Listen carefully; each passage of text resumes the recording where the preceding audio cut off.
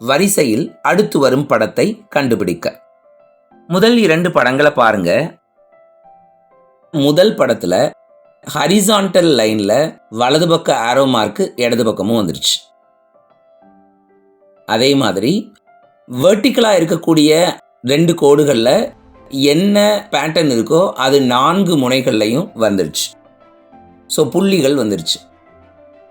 Horizontal இருக்கிறது 2 திசைகள்லையும் வருது, வெர்டிக்கல்ல இருக்கிறதும் 2 திசைகளுக்கு வருது. இதுதான் லாஜிக். இதே லாஜிக்கை 3வது படத்தில் பயன்படுத்துங்க. ஹரிசான்டல்ல வலது பக்கம் 2 புள்ளிகள் இருக்கு, இடது பக்கமும் 2 புள்ளிகள் வந்துடணும்.